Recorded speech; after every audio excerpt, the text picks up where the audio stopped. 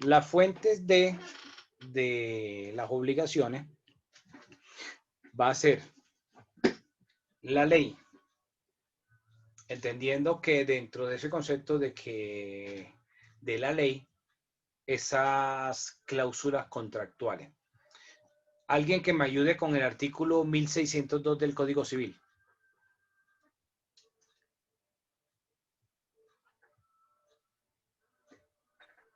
Código, doctor. ¿Qué artículo, doctor? 1602. Profe, Ley contractual, tengo. doctor. Ya lo El que tengo, lo ley tenga. contractual. ¿Qué dice? Ley Dale, léelo, por contractual. favor. Ley contractual. Artículo 1602. Todo contrato legalmente celebrado es una ley para los contratantes y no puede ser invalidado sino por su consentimiento mutuo o por causas legales. Entonces, ¿Sigo? el contrato es ley para las partes, ¿cierto? ¿Qué significa eso llevándolo a un castellano, a un lenguaje castizo? Que esas cláusulas, es decir, esas obligaciones que se pactaron dentro de ese contrato, es la ley que va a regir. Dentro de esas cláusulas, dentro de ese acuerdo de voluntades, dentro del contrato, seguramente que las partes dejaron algunos vacíos, no mencionaron algunos asuntos. Entonces, frente a esos vacíos que las partes dejaron en el contrato, es donde entra a regir la ley positiva, o sea, lo que está estipulado en el código. Entonces, en principio, ¿qué es lo que va a aplicar el juez o qué es lo que va a tener en cuenta el juez para hacer valer? Lo que establecieron en el contrato. Y si dejaron algún vacío, decir de que no trataron algún asunto que era relevante por ese tipo de contrato, entonces se va a la norma, al código, y entonces el código dice tal cosa y se aplica esa norma. A eso se refiere como la ley, como esa fuente de las obligaciones. Pero además del contrato, como esa fuente de obligaciones, también hay otra fuente que son los cuasicontratos. ¿Recuerdan cuáles son esos cuasicontratos? Ya eso lo debieron haber visto anteriormente. Los que dependen de un contrato principal, Doc. No. No, la oficiosa, la otra palabra Agencia oficiosa. agencia oficiosa. Ajá. Aquellos cuasicontratos son donde surgen unas obligaciones sin que hubiese un acuerdo previo entre las partes. Es decir, le quedó faltando el centavo para el peso. Si ustedes miran el 1502 del Código Civil, nos dice los requisitos que debe contener o cuáles son los elementos que debe contener un contrato, esos elementos esenciales del contrato. Y el 1502 nos menciona del Código Civil que los elementos esenciales dentro de un contrato va a ser, primero, pues el acuerdo de voluntad, es decir, que haya un mutuo acuerdo entre las partes, ese acuerdo de voluntades, que las partes sean capaces. Objeto lícito. Que tenga un objeto lícito, es decir, que la finalidad de ese contrato no vaya contra la ley y que tenga una causa lícita. O sea, que la forma como va a desarrollar ese contrato no vaya en contra de la ley. Eso dice el 1502, pero la doctrina con la cual yo me identifico también dice que además de esos 4 elementos que menciona el 1502 del Código Civil, también se habla de la buena fe como un elemento contractual, como un elemento esencial dentro del contrato. Entonces, si ustedes van a mirar dentro de los cuasicontratos, el objeto va a ser lícito, es decir, no va a ir contra la ley. La causa va a ser lícita, la forma como se desarrolló no va en contra de la norma. Hubo buena fe, las partes son capaces, pero no hubo un acuerdo de voluntades. Entonces, como no hubo un acuerdo de voluntades, no alcanzó el rango de contrato. Por eso se habla de cuasicontrato. ¿Cuáles son los cuasicontratos que nos trae el Código Civil? El Código Civil nos trae 2 cuasicontratos. Uno, la agencia oficiosa, y 2, ¿Hago lo no debido? el pago de lo no debido. Exactamente. Dime, Oscar. Doctor, ¿la donación no podría ser un cuasicontrato? No, eso es un contrato. Vale, gracias. Entonces, en el cuasicontrato, esas va a ser las situaciones por las cuales no se, digamos, adquirió el rango de contrato según la ley. Entonces, tenemos como fuente el contrato, el cuasicontrato, el delito. ¿Por qué el delito creen ustedes que sería una fuente de las obligaciones?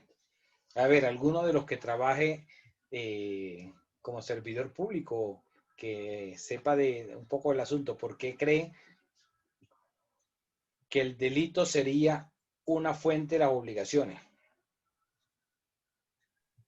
Profe, Ujú.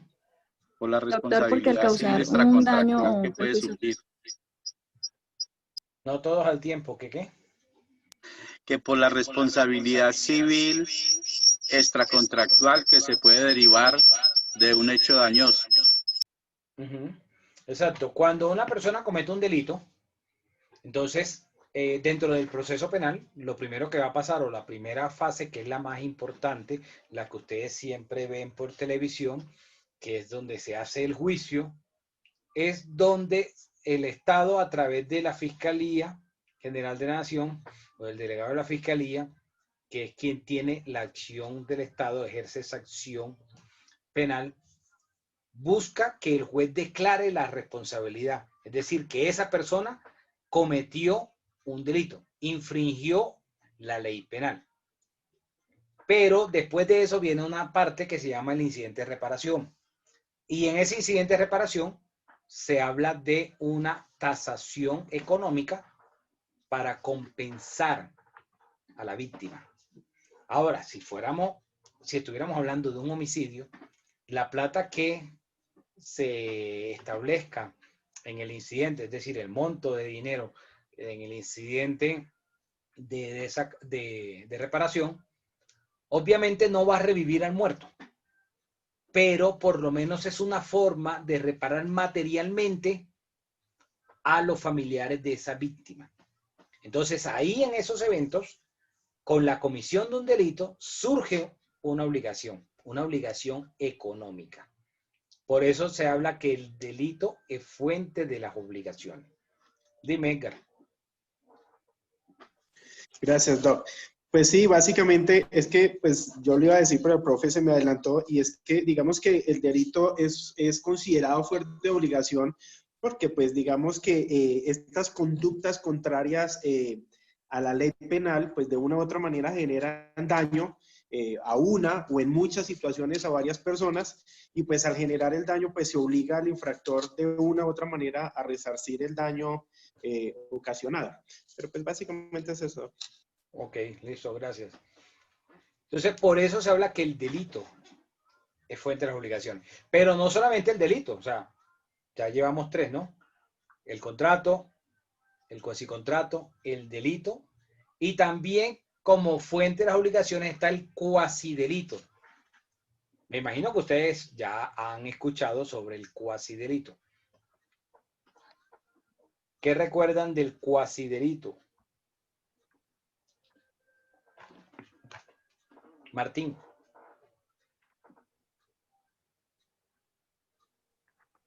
Doctor, es el que surge de un hecho culposo cometido sin la intención de causar daño. ¿Me escucha? Espera, deja que esta Martina termine de contestar. Sigue, Mélida. Me llamo Mélida, doctor. Es por mamar gallo. Es que como la pero tranquila, sigue. Perdón. Excúseme, doc. Doc, pues el cuasidelito, para mi opinión, es el que surge de un hecho culposo cometido sin la intención de causar daño. No. Martín. Es que en el cuasidelito, profe, está la acción dañosa, pero es sin intención, o sea, sin ánimo de perjudicar a la persona, no, con la acción que se hace. El cuasidelito, Edgar. No, gracias. Sí, básicamente mi compañera Amelia lo dice, es el delito culposo, o digamos que se cause por imprudencia Sí, No. digamos que en El términos delito jurídicos. son las contravenciones. No es lo mismo, ojo, porque no es lo mismo. Por ahí vi a alguien uniformado de policía, ¿dónde está? No recuerdo el nombre, se me fue, me apagó la cámara. Vega. Wilson Vega. Wilson. El Código Nacional de Policía, o sea, la 1801, la ley 1801, que es el Código Nacional de Policía, dice y establece unas conductas de convivencia, que si alguna persona, digamos, infringe alguna de esas normas, se hace acreedor de una sanción pecuniaria, de una multa. Recuerden que hasta hace un mes y pico, hace casi mes y medio, estaba el aislamiento obligatorio. ¿Y cuál era la presión que se ejercía?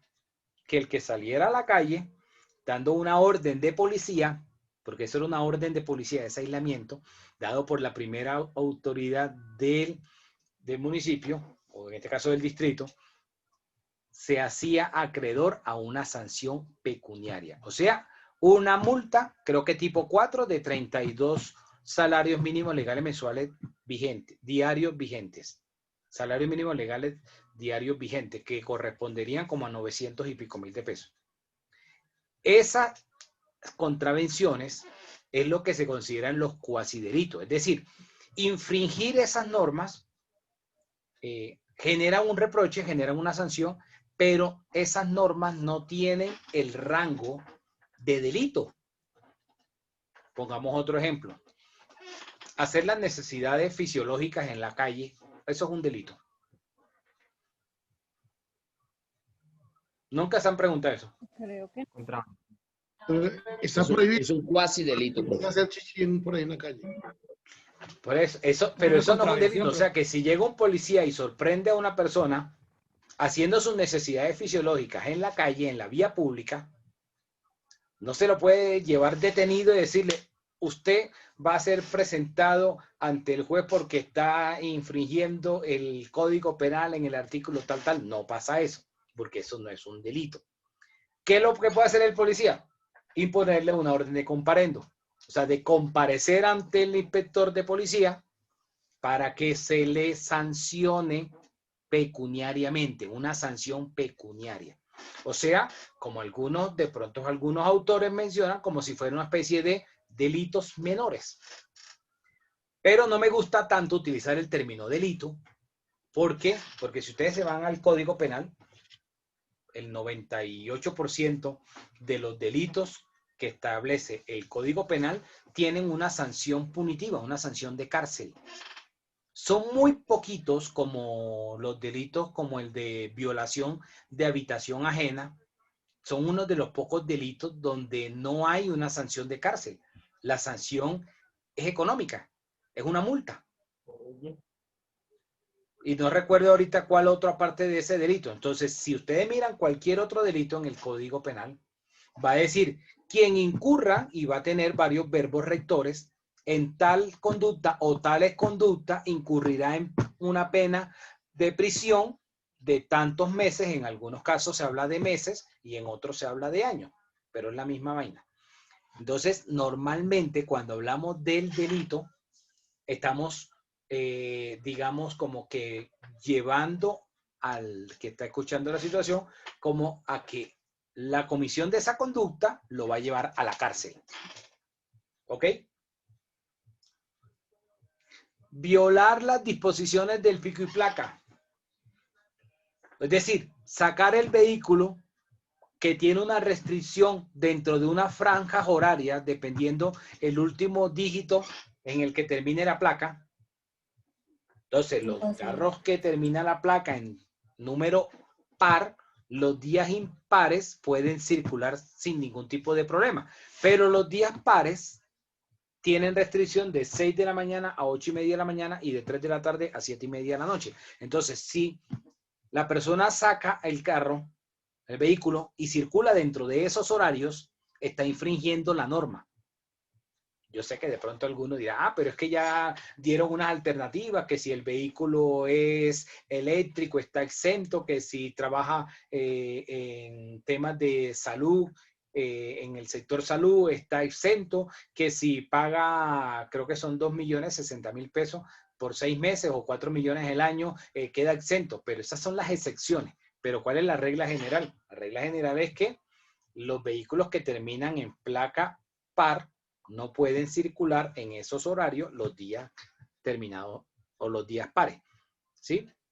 Entonces, violar esa disposición le va a imponer unas sanciones, unas multas, pero no significa que la persona deba ser arrestada, deba ir a la cárcel por eso. Entonces, por eso trato de no utilizar el término delito menor. Primero, considero, sin ser penalista, pero no significa que no haya ejercido en penal, he ejercido en derecho penal también. El delito es delito, no hay categorías de delitos, ¿ok? O sea, infringir la ley penal es igual, cualquiera que sea el delito. Lo único que va a cambiar es la graduación punitiva, o lo que le llaman los penalistas la dosificación de la pena. Y se habla de 4/4. Y entonces hay una jurisprudencia, voy a hacer un paréntesis para de pronto explicar un poquito esta parte.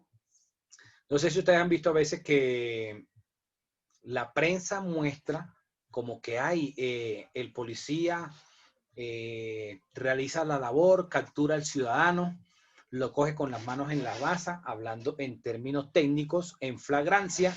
La fiscalía va y lo presenta ante el juez y entonces el juez viene y lo deja libre. Muchas veces pasan eso en las noticias, ¿cierto? ¿Cuál es el mensaje que le mandan a la ciudadanía? Que la justicia no sirve. Ese es el mensaje, digamos, subliminal que se envía con ese tipo de noticias. Que la justicia no funciona. Recuerdan, creo que a principios de este año o finales del año pasado, hubo por allá en la autopista norte, como con 100 y pico, una persona que iba a ser asaltada y se defendió, creo que era un médico, algo así, y mató a uno de los que lo iban a asaltar y entonces argumentaban que la legítima defensa, que tal y pascual, y salieron, digamos, como que muchas personas a favor de que eso era legítima defensa, que por qué iban a imputarle cargos por homicidio a la persona, otros que no, que eso no era legítima defensa, que tal, que finalmente había matado a la otra y tal. Entonces, dentro de esas circunstancias o dentro de esas situaciones, bueno, nosotros miramos en ese tipo de actuaciones, el Código Penal impone una pena, cualquiera que sea la situación, cualquiera que sea el delito. Pero socialmente se ha establecido como que una clasificación de que hay unos delitos más graves que otros. Y que entonces para ciertos delitos debería existir una pena o imponerse una pena mayor. Y voy a poner un ejemplo. Yo sé que de pronto muchos van a estar en contra, pero yo tengo que decirlo como abogado. Como abogado. ¿Cuál es el bien jurídico que tiene mayor tutela? O sea, ¿qué es lo que debe el Estado garantizar? La vida. La vida, ¿cierto? Y lo vemos cuando las noticias salen, que mataron a 2 o 3 personas que por alguna situación, una masacre y tal. ¿Qué es lo que se está mencionando hoy? El derecho a la vida es sagrado, o sea, debe ser lo que más se garantice. Pero resulta que hace un tiempo se le ha dado una valoración punitiva mucho más alta a los delitos sexuales contra menores de edad que al homicidio. Si ustedes miran, hay muchísimos casos en los cuales una persona condenada por un homicidio recibe una pena menor a la de una persona condenada por un delito sexual contra un menor de edad. En el delito sexual se comete una afectación, pero la afectación es psicológica. Es decir, la persona no va a morir. El menor de edad no se muere. Otra cosa es que de pronto mencionan, pero es que el caso como el de Juliana o esas niñas que han sido asesinadas y violadas, lo que más le da a la prensa, porque eso genera morbo, es al tema de la violación. Y lo que más debe recriminarse socialmente es el homicidio. o qué es más grave en el caso de la niña Juliana? ¿El abuso o el homicidio? Más grave es el homicidio, ¿cierto? Pero la prensa genera ese morbo social de que el confeso asesino ¿cómo es? La violó, hizo tal cosa, hizo tales y tales vejámenes y no sé qué cosas, ¿sí? Son conductas reprochables, no digo que no, pero jurídicamente lo que debería generar más rechazo es el derecho a la vida. Violar el derecho a la vida, es decir, quitarle la vida a otra persona. Eso es lo que debería generar más rechazo. Así como normalmente nos paramos en las pestañas cuando sale el titular, masacre en tal parte, ¿cierto? Porque nadie debería morir, y mucho menos de forma violenta. En eso estamos de acuerdo. Eso debería trasladarse a la parte judicial. Pero si ustedes lo analizan en una escala de valores, socialmente, el derecho a la vida de las personas está por el piso. Podríamos decir que lo que ocurre en algunos sitios del país, donde ocurren esas muertes colectivas o masacres, es igual de reprochable que cuando toman una menor, la violan y la matan. Es igualito de reprochable. Porque lo que debe reprocharse más es la muerte, el homicidio. Entonces, miren la escala de valores que han puesto a que esos delitos sexuales estén con una pena mayor que el del propio homicidio. Yo no sé al final cómo quedó el tema de lo de la cadena perpetua, pero ahí lo que me parecía una aberración jurídica, desde el punto de vista jurídico, es que dijeran que se iba a imponer cadena perpetua a los violadores de niños. Eso para mí es una aberración jurídica. ¿Por qué? Porque lo que debe decirse es, se le va a imponer esa cadena perpetua, esa pena máxima, a los que cometan homicidios de tales y tales personas, entre esos los menores de edad. Pero homicidio, no violación. No sé si me comprenden a lo que voy con eso. Que debería hablarse de que lo que debería generar mayor rechazo fuera el homicidio. No digo que la violación no, la violación también, pero por encima de eso debe estar el derecho a la vida. Así como se pelea por el tema de la gente que matan en el Cauca, que matan por allá en Nariño, en el Catatumbo, o esos llamados líderes sociales. Así como se pelean esos asesinatos que no deben ocurrir bajo ninguna circunstancia, también debe ser en el caso de los menores. Pelearse es el homicidio, no tanto la violación. Porque si ustedes lo analizan, al final, cuando las noticias hablan de la violación, ¿qué es? Generar un morbo en el televidente. Eso es lo único que logran con ese tipo de noticias. ¿Por qué digo morbo en el buen sentido? Porque eso le genera la expectativa y como que la persona se enganche con el caso y le haga el seguimiento al caso.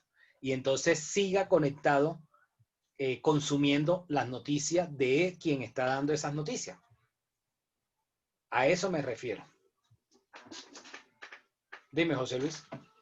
Doc, estoy de acuerdo con usted, pero también no es que homicidio, alguien que se bajó porque se estrellaron y los dos se agarraron a varilla y mató uno al otro, a alguien que lo premedita para, como en el caso de este señor, o cualquier persona, alguien que por robar al jefe va de noche y lo apuñala porque le deja entrar. O sea, que está bien lo que usted dice, pero también es la clasificación de la clase de delito. O sea, que no solamente los de los niños, sino la gente que se sube a un Transmilenio por robar un celular y le mete un puñal a un muchacho, eso también debe ser cadena perpetua.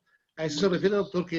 No necesariamente a eso, no necesariamente a eso, sino que debería hablarse de la cadena perpetua, aunque yo considero que la cadena perpetua no debería ser viable en este país.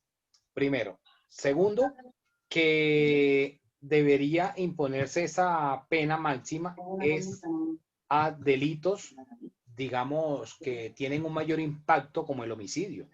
Y ahí es donde vuelvo y digo, el derecho a la vida en el país, hace ya muchos años, el derecho a la vida ha pasado a un segundo plano. Ha pasado a un segundo plano. Nos acostumbramos a ver muertos y eso no es ahora de Duque, de que quiere desconocer la Corte. Eso es en los últimos 60 u 80 años. Eso no es nuevo. Que de pronto la prensa estaba quizás un poco más enfocada en otro tipo de noticias por un tiempo. Puede que sea así, como pueda que no. Pero ese derecho a la vida es el que debería tener mayor protección. Esa Profe, una duda. Crítica al sistema que quiere mostrar como que la justicia no hace nada, como que la justicia no está funcionando, ¿sí? Esa es mi crítica, porque yo considero que hay herramientas actuales para que los jueces impongan unas penas altas que puedan considerarse unas cadenas perpetuas. En el caso, volvamos al caso de este tipo del homicidio de la niña Juliana Zamboní. ¿Cuántos años tenía el tipo? Tenía como 38 años cuando pasó el hecho y lo metieron preso. Le zamparon como 40 y pico años de cárcel. ¿Cuánto es la expectativa de vida de un ciudadano promedio?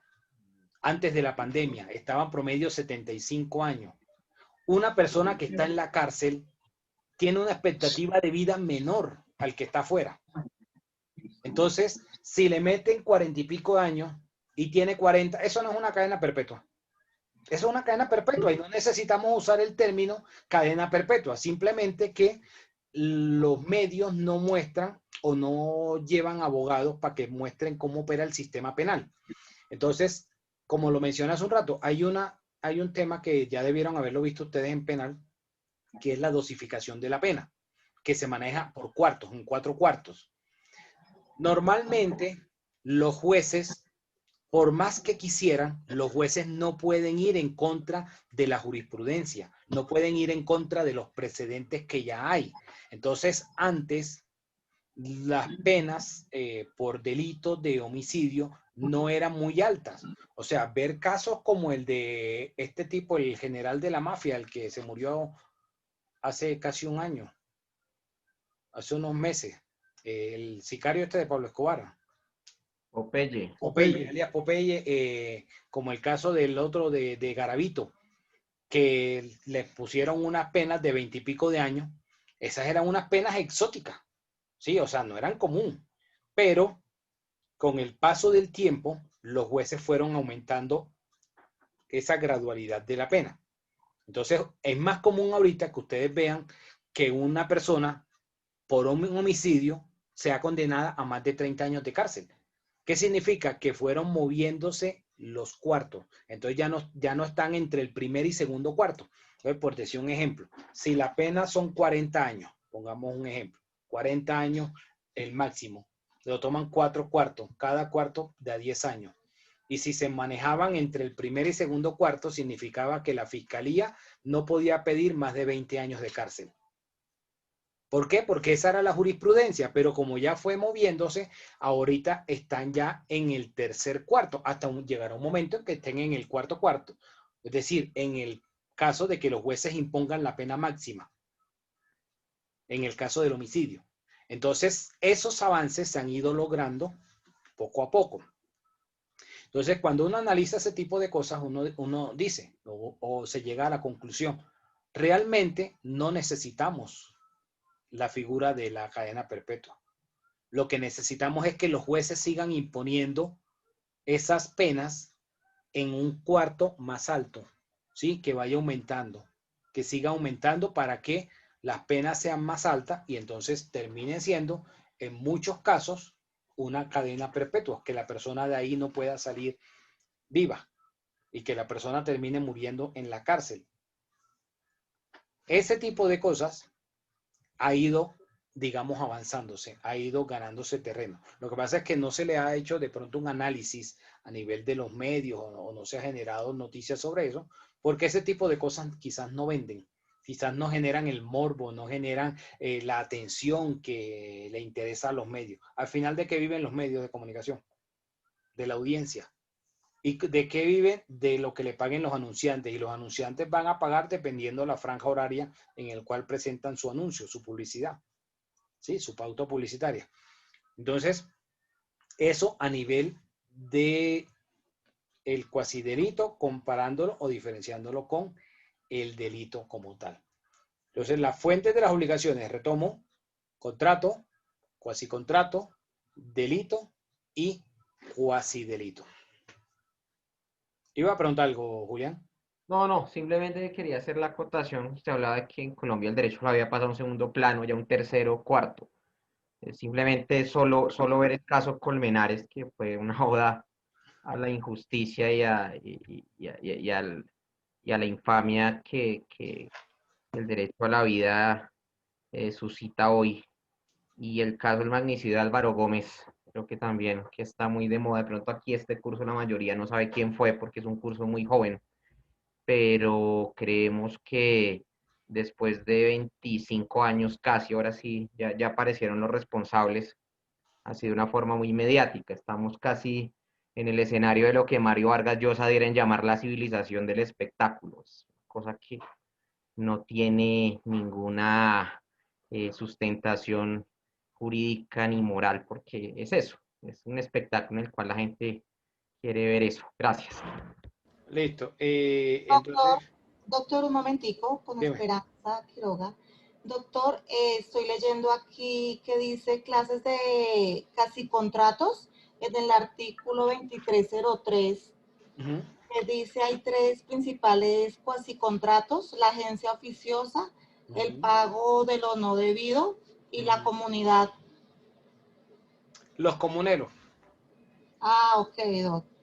No lo menciono y explico por qué, pero gracias por la pregunta. Gracias, doctor. A ver, cuando, digamos, una persona fallece y deja 3 herederos, hacen la sucesión. Al final, ¿qué es la sucesión? La sucesión no es más que el juez o notario, si se hace de mutuo acuerdo, declara que esas personas son los herederos legítimos del causante y ese bien o esos bienes pasan en cabeza de los herederos y se adjudica y quedan, digamos que si son 3 herederos y hay un solo predio, los 3 herederos quedaron como propietarios del predio. Digamos que tengan el mismo derecho y queda cada uno con el 33.33%. En ese momento se genera una comunidad. Entonces, el Código Civil aquí lo menciona como que, bueno, eso sería un cuasicontrato. ¿Por qué? Porque no me dio un acuerdo entre esas personas para que quedaran como codueños, como comuneros de ese predio. Porque al final terminaron siendo comuneros o terminaron siendo copropietarios, codueños de ese predio en virtud de una decisión judicial que fue la sucesión, el trámite de la sucesión. ¿Ok? Pero hay una diferencia y por qué no lo menciono a propósito en este tema. No lo menciono ¿por qué? Porque dentro de esa actuación, las personas pues no están obligadas a permanecer en comunidad. Pero en el Código General del Proceso hay una figura que se llama el proceso divisorio. Entonces, cualquiera de los que aparece ahí como propietarios puede acudir ante el juez civil y le va a decir, señor juez, yo no estoy obligado a permanecer en comunidad, entonces ordene la venta en subasta pública del bien, de ese predio. Y ese predio, cuando se hace el remate va por el 100% del avalúo. A diferencia de un proceso ejecutivo, donde en el proceso ejecutivo, cuando se hace el remate va por el 70% del avalúo. Aquí va sobre el 100%. Entonces, es una forma también que nos establece el Código Civil como un cuasicontrato. Gracias, doctor. Ok. ¿Alguna otra pregunta o algún otro aporte?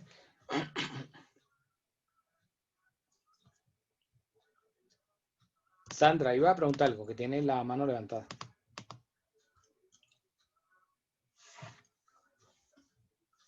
No, profe, se me quedó la manito levantada de hace rato de pronto. Qué pena, profe. Tranquila. Gracias.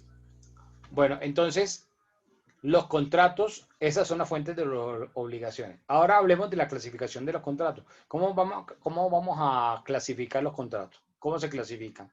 Los contratos van a ser contratos nominados o contratos innominados. ¿Cuáles van a ser los contratos innominados? Aquellos que no están dentro de la clasificación que tiene el código o que tiene la norma, es decir, no están regulados. Esos son contratos innominados. Los contratos nominados son aquellos contratos que están dentro de la norma. Pero esta no es la única clasificación. También hay contratos unilateral, contrato bilateral, contratos plurilateral. ¿Cuáles son los contratos unilaterales? Donde está la voluntad de uno solo. Por ejemplo, el testamento. En el testamento solo está la voluntad del testador. Contratos bilaterales, donde está la voluntad de las dos partes. Ejemplo clásico, la compraventa. Hay un acuerdo de voluntades. Está una persona que quiere vender y la otra persona que quiere comprar. Contratos plurilaterales, es decir, donde hay la voluntad de más de dos personas. Un contrato de sociedad, de una sociedad mercantil, donde más de dos personas sean los socios. Entonces, ahí es plurilateral. Hay varias partes que están integrando ese contrato. Pero el contrato puede ser también mortis causa o inter vivos. ¿Qué significa que el contrato sea inter vivos? Que sea entre personas que están vivas. Como la compraventa, como la hipoteca. Mortis causa, el testamento, ¿cierto? La sucesión, ese derecho a recibir el legado después de la muerte de la otra persona.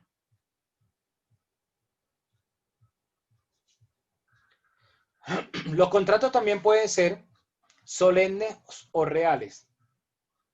¿Cuáles son los contratos solemnes?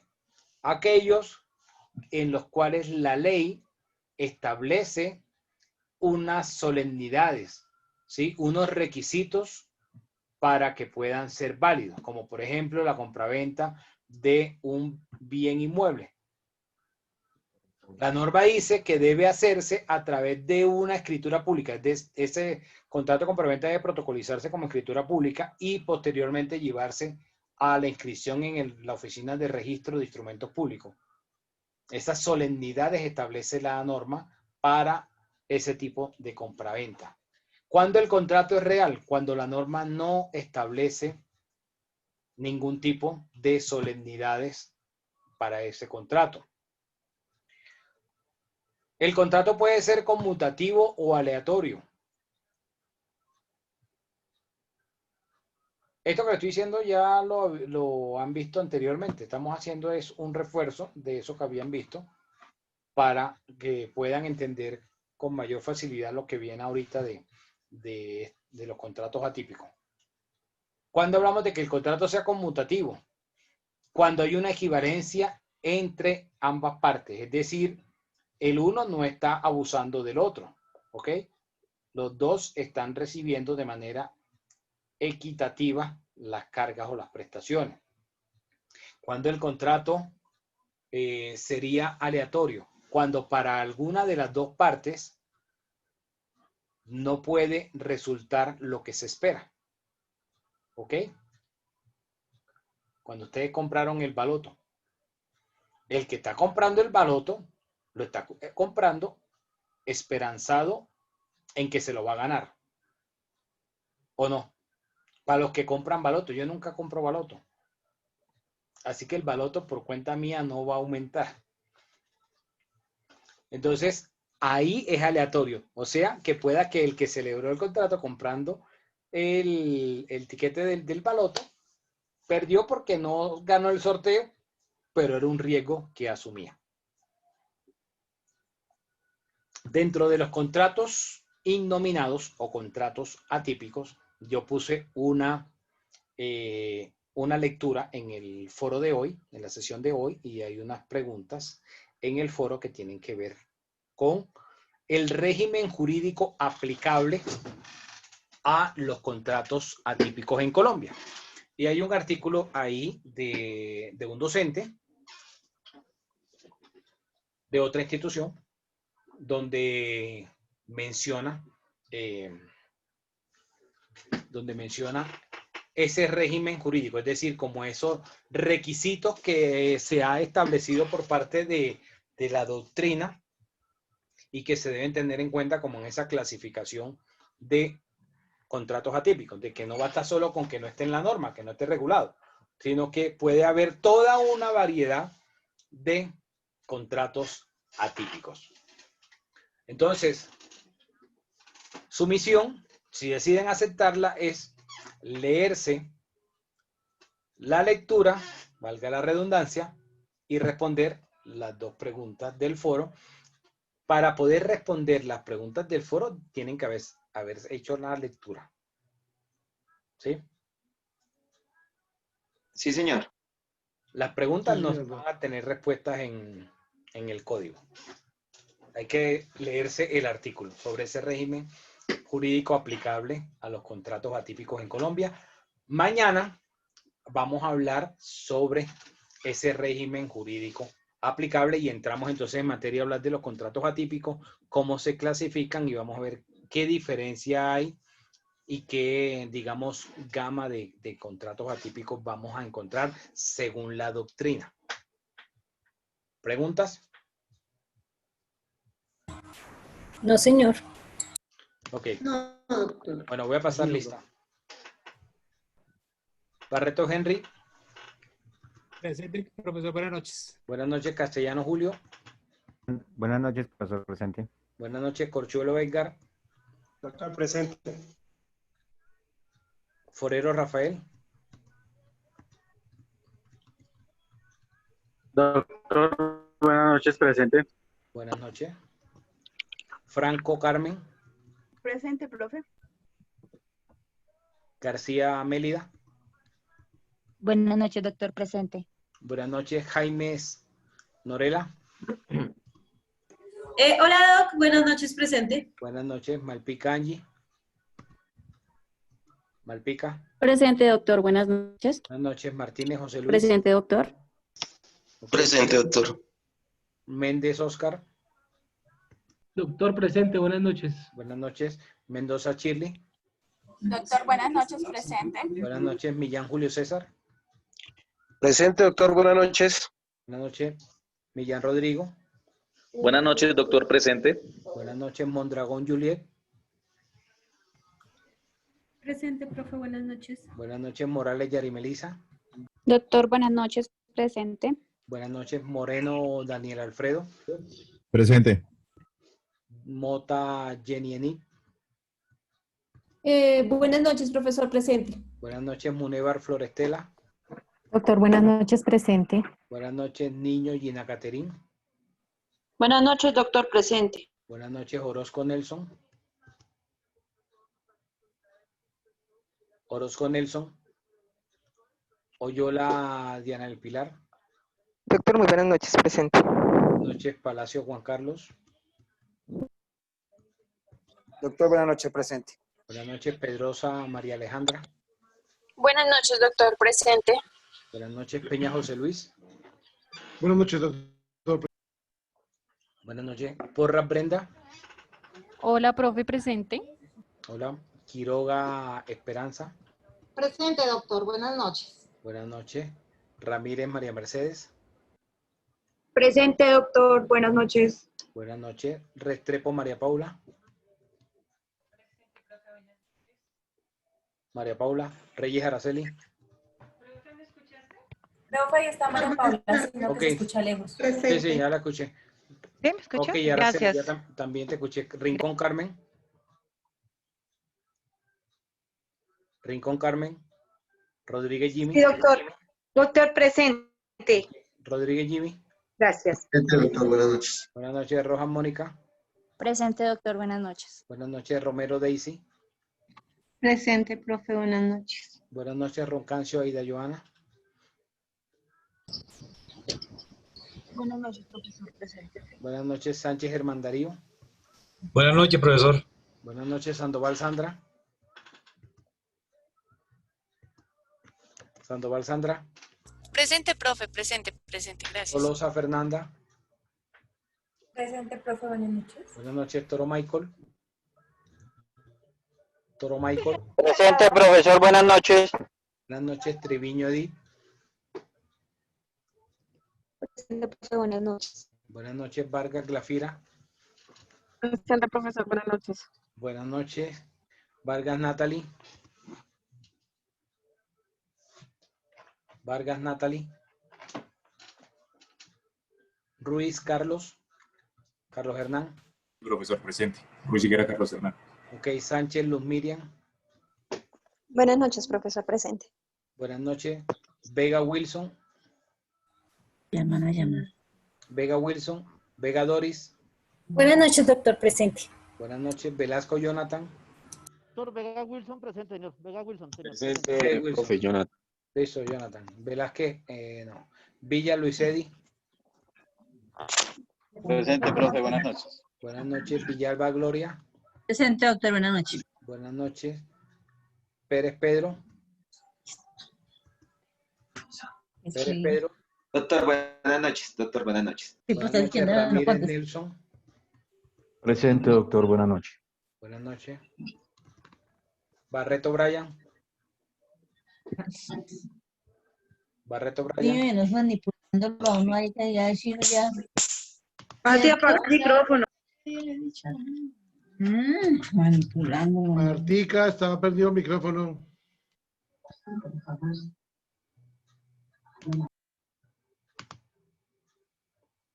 Barreto Brian. Cantor José Grimaldo. Miranda Buenas Jorge noches, Luis. profe. Ok, Miranda Jorge. Morales Marta. Doctor, buenas noches, Jorge Miranda. Ok, Morales Marta. doctor. Feliz noche. Ok, Ocampo Lorena. Ocampo. Presente, profe. Presente, profe. Ok, Padilla Janet. Buenas noches. Presente, doctor. Buenas noches. Buenas noches, Panqueva Holman. Panqueva Holman. Rivera Julián. Presente, doctor. Buenas noches. Buenas noches, Ruiz María Isabel. Presente, buenas noches. Buenas noches.